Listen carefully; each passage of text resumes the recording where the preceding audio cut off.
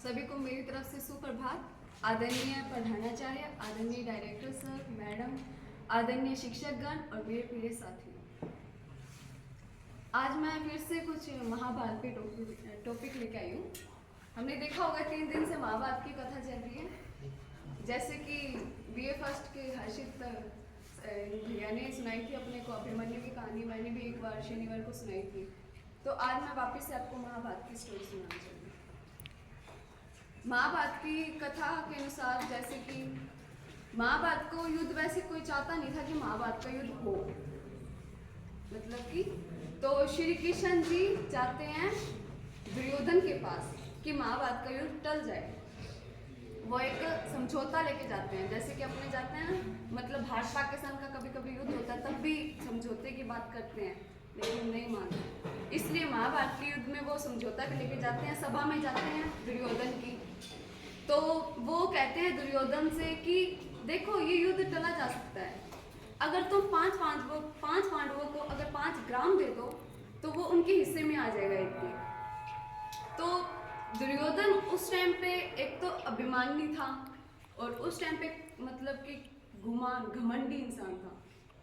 तो वो कहता है कि वो श्री कृष्ण का भरी सभा में अपमान करता है कि मैं जाओ कह दो अपने पांडवों से, जाओ कह दो अपने पांडवों से कि मैं उन्हें 5 ग्राम तो क्या, मैं उनको सुई की नोक बराबर भी भूमि नहीं दूंगा।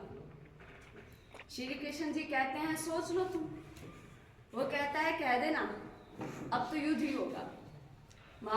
श्री कृष्ण जी जाते हैं 5 पांडवों के पास, बड़े भैया युधिष्ठिर से कहते हैं कि तुम्हारे पास युद्ध के अलावा कोई मतलब अब कोई सहारा नहीं बचा, अब तो युद्ध ही होगा। युद्ध की तैयारी होती है। इसी पर मैं आपको एक संवाद सुनाऊंगी।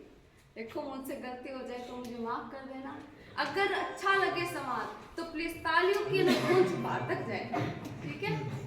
बीच में मैं भूल भी जा सकती हूँ तो मेरी टीचर्स भी हेल्प करना पड़ेगी। कुरुक्षेत्र में भीड़ लगी थी, कुरुक्षेत्र में भीड़ लगी थी महारथी और वीरों की। इसी भूमि पर प्यास बुझेगी जहां विषैले तीरों की। सूरज चमक से चमक दिखेगी, सूरज चमक से चमक दिखेगी।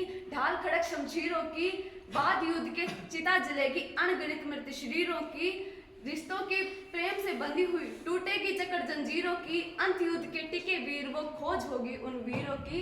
अंत युद्ध के टिके वीर वो खोज होगी उन वीरों की। अब युद्ध स्टार्ट होता है कुरुक्षेत्र में। कृष्ण जी 5 जन्ने बजा डालते हैं। 5 जन्ने का कुछ बता सकते हैं मेरे को? 5 जन्ने क्या होता है? 5 जन्ने